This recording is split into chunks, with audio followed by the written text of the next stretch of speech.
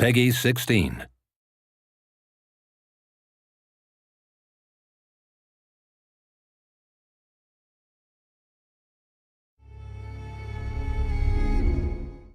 Hello world, I'm Patricia, and this is... Hi, I'm Dom, He is our...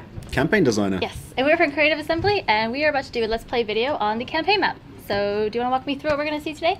Yep, well, we're going to begin off just by showing you the front end and introducing you to the factions that we've been revealing over the past while. Sweet. I mean, this is the front end at the moment. May change a little before we release, but you get the idea. We have our factions, or our major faction groups up top here. In this case, we have Rome selected. You can see that we have the three families, the houses you can choose from. Cool.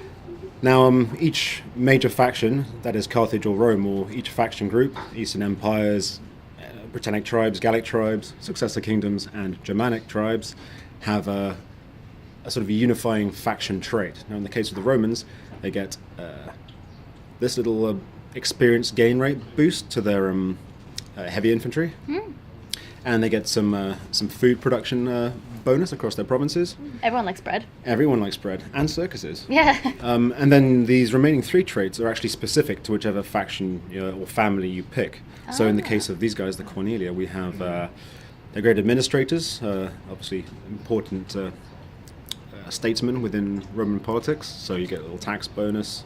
They're very fond of Greek people, so you have this little Phil-Hellenic diplomatic bonus with all Greek factions. Sweet. But also they're a bit up themselves and don't care much for the little man, so they get some public order issues in their regions and provinces. Some riots going. Now Julia, which is Caesar's house, of course, again they'll have the Roman legions and the bread and circuses, but they also have a Romanization bonus, which means they can convert provinces to Latin culture a lot faster than the other two families can. Countered by their drawback, which is the fact that no one really likes them because they're so keen on crushing everyone's everyone's culture, that they get some penalties to public order there.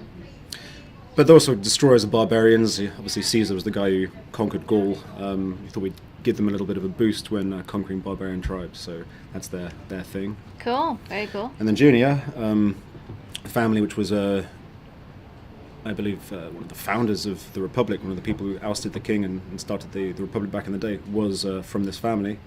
And so they have this founding fathers trait, which gives them a little bit of a public order bonus when they are there's a strong Latin culture presence in their regions.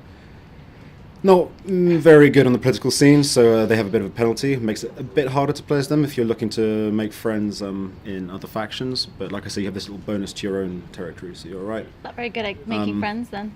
And they were sort of agrarian, like reformists, so they get a bit more cash from their farms, which is all good. And yeah, I mean, you can see something similar with Carthage. We have the Hananids, the Maganids, the Barkids, and they all have similar things. So they'll have two traits that are common to them, and then the rest will sort of change. And now we have different victories as well, right? We do indeed. So everybody has a military, an economic, and a cultural. Yep. So That's here, pretty cool. Military, control X amount of settlements, maintain a number of units, research military technologies. In the case of the Carthaginians here, they have the additional fact they need to maintain naval units rather than just any old unit, because they were known as a naval power. So that's very important. And then the economic victory, trade relations, very important. You need to hold the resources. You need to be making a lot of money to win. Research civil technologies. So would you say some victories are harder to do than others? Or are they just styled differently? Well, I think it depends how your campaign evolves. The fact is, you're not actually tied into any one victory condition. You're sort of playing along. You might be thinking, I'm going to crush my enemies, and you're going for it. And then along the way, you think, well, I'm actually having a very hard time of it, but I'm making a load of cash. Yeah. And I have all these important resources, and I've got these regions, so maybe I'll just consolidate and see if I can't win another way. Yeah, cool. Then, that's cool. Are we going to take a look at the campaign map a little Let's take bit? a look. Yeah, we're going to look at a Carthaginian campaign we've got going on. Good. I'm quite excited to play Germanic, actually. Should be good. Why so? I don't know. I'm not sure. They actually have the coolest agent belongs to Do the they? Germanic. their version of the dignitary is this staff bearer, kind of bit of a witch, really. And she has this Cool. awesome cloak with like skulls and Yeah. feathers, and she's awesome. See, I really like their type of style. I don't know, it sounds a bit silly to pick a faction just from the style that they had, but I Well, no, like when them. when this dignitary agent went in, I basically looked at him like, I would play this just so I could walk around with her, and here we are. We are get this control. We are looking at we're in Mauritania here. So we sort of started all the way down here. This is Carthage, our capital. Cool.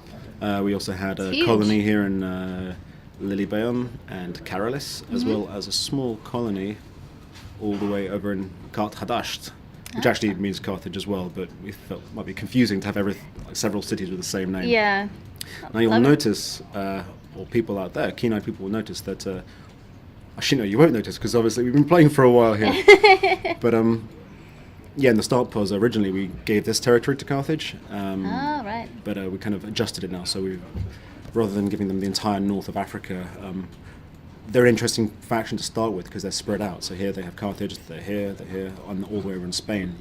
It's a lot to manage in very different areas. You've got to really make sure you don't get overwhelmed by people. Run me through some of sort of the inner workings of a city, and maybe we can take a look at some of the politics, some of sort of the, behind the scenes things that may happen after a battle or before a battle. Well, what you're going to see here is we have an entire province, the province of Magna Graecia, which we've conquered both from the Romans and from the poor fellows of Syracuse. And by selecting one of the settlements here, you'll see we bring up the entire province panel. If we didn't own all the settlements, these would be sort of blocked out, and we need to get visual confirmation to be able to get sort of spy information on these places, see what's cool. inside them. But as you can see, we've got a lot going on here, and we are currently running an edict. This is the Stimulate Trade Edict, which gives a considerable boost to all your income from markets and trade ports. Obviously, it's you can't run these edicts unless you own the entire province. So if I say go back to Carthage, I just have the one settlement. I can max this out as much as I want, but unless I secure control of the other regions here, I'm not going to be able to just boost it with that extra bit of that extra sweetener that is the edict. So here, obviously, we want to make money. We've been trying to rake it in, prosecuting many wars. Yeah, you need money. You can't kill people without money. Always need that money. But what else we can do here? We can rally the mercenaries. Now, the Carthaginians were very much known for their use of mercenaries. Their civilian fighting force was not very good. Lots of their own citizens were fighting in the navy, but so if you want to add to your mercenary units, you can, when you have an entire province, go to rally mercenaries. Look at the little green. Everyone's Yeah. celebrating. Well, in this case, they're celebrating. That's a population buff. You can Okay. see there. If it's a military buff, it'll have red confetti. And cool. if you're making lots of money, then it'll be a Gold one. gold one. Yeah, so visual confirmation. You set off your edict. You get this confetti effect. You can see it across the map in other places as well, assuming other people are celebrating. But I think these guys cool. are caused to celebrate. Now you'll see here that the Etruscan League have actually kicked the Romans out of Rome, which is quite an unhistoric turn. Yeah. But hey, that's what this game's about. It's about creating the sandbox and exploring it. Making your own Making history. your own history, or letting the AI sometimes create its own history for you. So here we are. We have the overview map, which I'm sure many of you have seen. I'm sorry, we don't care about unrest right now. What we care about is the map. Is the map.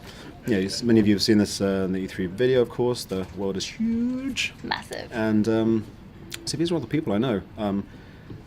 It's actually quite tragic because, you look at this list. You see that Wow. Rome has been destroyed. Now there's lots of other people for us to kill, so it's not such a big deal. But look at all those people. Yeah.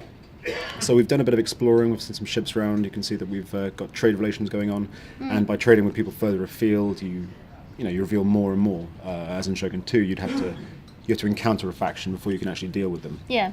And you've made some enemies as well. Well, of course, not everyone is going to be on good terms. Like here, the Seleucids, for example, they have not much of a reason to like me. No. I'm dealing with their enemy. Sorry. You can see I've dealt with them in the past, so they have some goodwill. But when combined with the fact that I'm basically trading and being all pally with some of their worst enemies, Yeah. it doesn't add up very well. Are you going to try to rectify that, or are you just going to... Well, they're a bit far away for the moment. I'm sort of concentrating on this area here. Not a problem. The minute I start moving across, or if they survive and make their way across and start conquering, when we encounter each other, chances are it's going to start off very badly. Cool.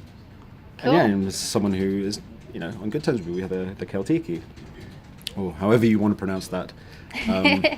Cool. Well, thank you so much, Dom, for taking me through this, and I guess see you guys around. I'll see you soon. Thank you for watching.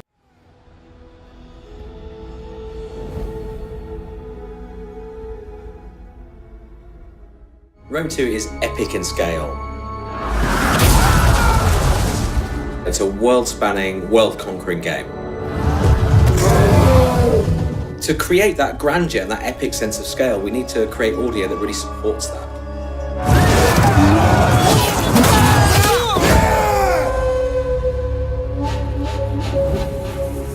So the prologue in Rome 2 is a kind of contained, narrative-driven mini-campaign that leads the player into the full campaign game. Soldiers of Rome, we have travelled far together, down a path not of our choosing. So we have Mark Strong playing the part of Silanus, who's the kind of protagonist in the prologue. Mark Strong is a great actor. He's worked in numerous films, Kick-Ass, Sherlock Holmes. Mark is perfect for the role. He's got power and gravitas. You can just feel the strength in his voice when he delivers a line. Fate and the cruelty of man compelled each of us to draw our weapons, stand back to back, and defend our lands against the common foe. He kind of starts off as a mid-rank Roman commander, and then as the prologue progresses, he sort of rises up in rank to eventually become a proconsul. He's a very accomplished military commander, the kind of guy you would follow into battle. Although interesting in the game, the more successful he becomes and the more power he accrues, he seems to fulfill that old saying that power corrupts and absolute power corrupts absolutely. It is clear that evil left unchecked will always find Rome. It's very important you understand the character you're playing in order to give the game some life. We shall forge our destiny together! If you're trying to find a way to give him gravitas and make him believable, you've got to make the lines sound like somebody who you would follow into battle. We did not seek this war. It is our homes that burn. So I've given him a kind of gravelly strength. He definitely draws the player into the game right from the start. He sort of builds up his character really well, and just kind of the weight and command in his voice works really well. My work this morning, there's been a lot of rallying call to battle, so as far as I'm concerned, Romans spend most of their time fighting, it seems to me. For Rome!